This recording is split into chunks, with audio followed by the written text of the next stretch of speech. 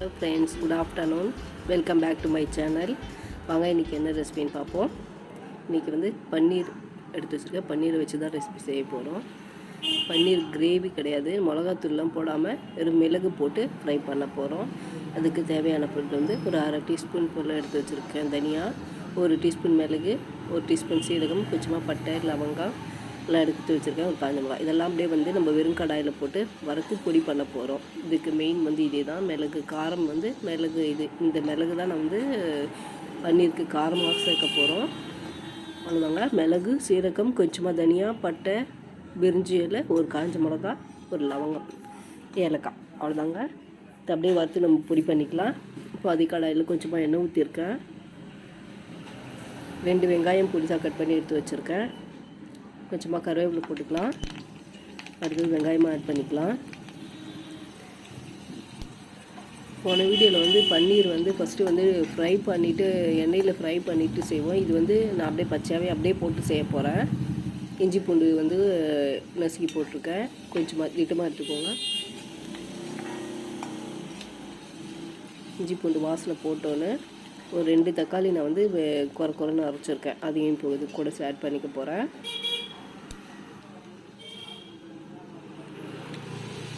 வெங்காயம் பாதி வதங்கட்டோன்னு தக்காளி ஆட் பண்ணிக்கோங்க.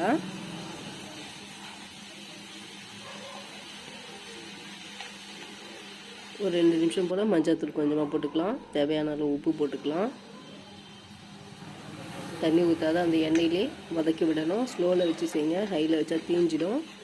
மீடியம் ஃப்ளேமில் திட்டமாக வச்சு வதக்கிக்கோங்க. வெங்காயம் தக்காளி அந்த பச்சை வாசனை போகணும். இந்த மாதிரி எண்ணெய் பிரிஞ்சு நல்லா வரணும். அப்பப்போ கலரி விடுங்க, அடி பிடிச்சிடும். திட்டமாக கலரி விட்டுடுங்க. பாருங்கள், நல்லாவே இப்போ நல்லா வதங்கிட்டுருக்கு.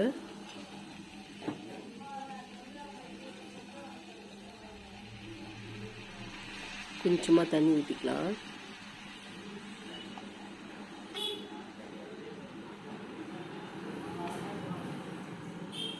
அந்த தண்ணி போயிட்டு வந்து உங்களுக்கு நல்லா சுருண்டு வந்துடும். பன்னீர் போட்டு நம்ம வந்து ரொம்ப நேரம் விட போகிறதில்ல. இந்த அளவு எண்ணெய் பிரிஞ்சு வந்தோடனே நம்ம வந்து கட் பண்ணி வச்சுருக்க பன்னீர் அப்படியே ஆட் பண்ணிக்க போகிறோம். அவ்வளோதான். இது கூட வந்து நம்ம பொடி பண்ணியிருக்க மிளகு தூளையும் ஆட் பண்ணிக்கலாம். மிளகு, சீரகம், தனியா, பட்டை, லவங்கெல்லாம் போட்டுக்கணும், அதையும் ஆட் பண்ணிக்கலாம். நல்லா டேஸ்ட்டாக இருக்கும். மிளகாத்தூள் போட்டு செய்யறதோடு இந்த மாதிரி மிளகு தூள் போட்டு பொடி பண்ணி போட்டு செஞ்சு பாருங்கள், நல்லாயிருக்கும். டேஸ்ட் வந்து நல்லாயிருக்கும். பார்த்திங்கன்னா இது டேஸ்ட்டு பார்த்திங்கன்னா மூளை ஃப்ரை பண்ணுற மாதிரி இருக்கும். நல்லா மட்டன் மூளை வந்து ஃப்ரை பண்ணுற மாதிரி அந்த டேஸ்ட்டு வரும், நல்லாயிருக்கும். லைட்டாக தண்ணி தெளிச்சுக்கோங்க. இப்போ நம்ம வந்து தொக்கு மாதிரி தான் எடுக்க போகிறேன். அவ்வளோதாங்க. ஒரு பரட்டிட்டு அப்படியே மூடி வச்சிடலாம். சிம்மில் வச்சு செய்யுங்க, ஹையில் வச்சிடாதீங்க, தீஞ்சு போயிடும். இவங்களை அப்படியே வந்து மூடி வச்சிடலாம். இப்போ பார்த்தீங்களா எந்த அளவு எண்ணெய் பிரிஞ்சு வந்திருக்கு. நல்லா தண்ணியெல்லாம் ஊற்றுன தண்ணியெல்லாம் சுண்டி எண்ணெய் பிரிஞ்சு வந்திருக்கு. அவ்வளோதாங்க. சூப்பராக பன்னீர் மிளகுத்தூள் போட்டு ஃப்ரை ரெடி ஆகிடுச்சு. இது மாதிரி இந்த மாதிரி ஒரு ட்ரிப் செஞ்சு பாருங்கள் எப்படி இருக்குன்னு. டேஸ்ட்டு நல்லாவே இருக்கும். ட்ரை பண்ணுங்கள். ட்ரை பண்ணிட்டு எப்படி இருக்குன்னு கமெண்ட் பாக்ஸில் கமெண்ட் பண்ணுங்கள். இன்றைக்கி பார்த்தீங்கன்னா பன்னீர் மிளகு வறுவல் நம்ம வந்து வெங்காய தக்காளிலாம் போட்டு சாம்பார் வச்சுருக்கேன். சாம்பாருக்கு இந்த மிளகுத்தூள் போட்டு ஃப்ரை பண்ணியிருக்கிறதுக்கும் காரம் வந்து மேட்ச் ஆகும், சூப்பராக இருக்கும். சாம்பார், பன்னீர் மிளகுத்தூள் போட்டு வறுவல். ட்ரை பண்ணிவிட்டு எப்படி இருக்குன்னு சொல்லுங்கள் ஃப்ரெண்ட்ஸ். தேங்க்யூ. வீடியோ பிடிச்சிருந்தால் லைக் பண்ணுங்கள், கமெண்ட் பண்ணுங்கள், மறக்காமல் சப்ஸ்கிரைப் பண்ணுங்கள் ஃப்ரெண்ட்ஸ்.